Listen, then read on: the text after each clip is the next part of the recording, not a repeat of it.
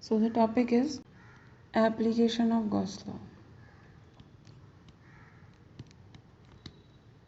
and this is first application. What is first application?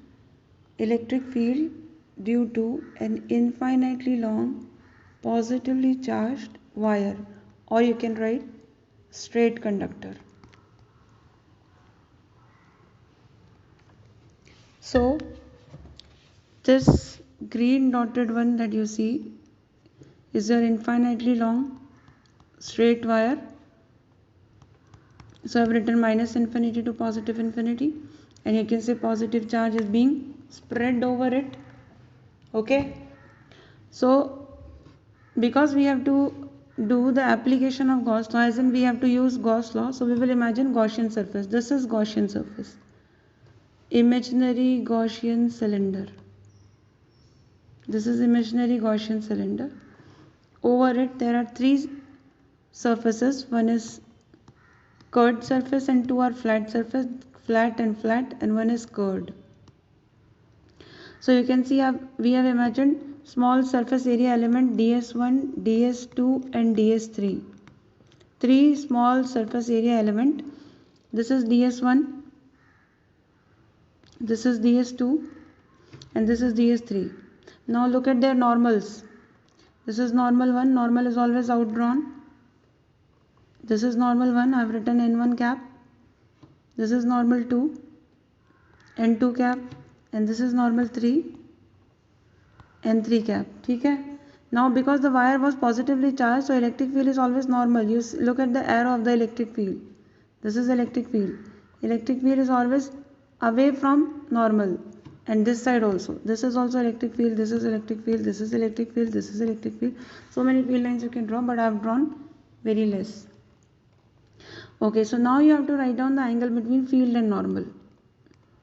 For all three, you have to write down the angle between field and normal. So you see here, theta 1 is 0, why?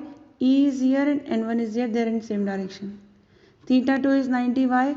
Because n is this and E is this.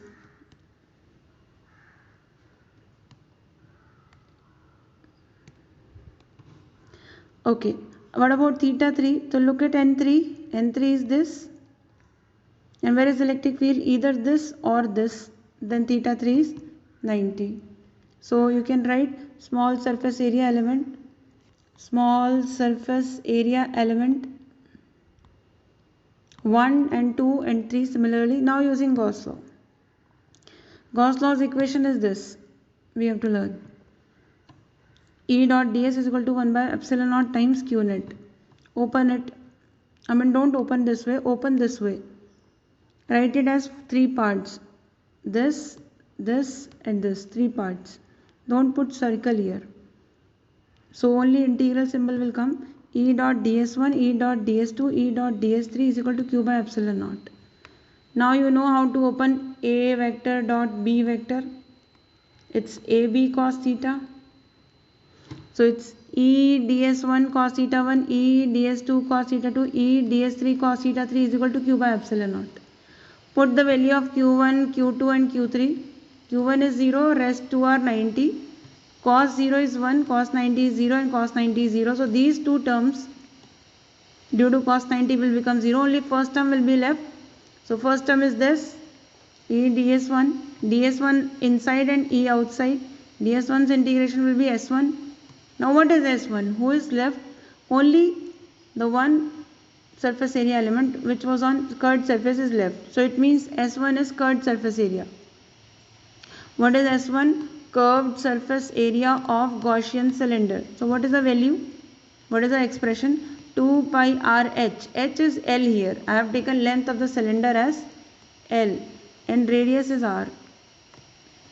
So we can substitute here E into curved surface area is equal to q by epsilon naught, right hand side. So E is radius this, and this is the topic. This is the electric field due to infinitely long straight conductor. One word will also come, uniformly charged.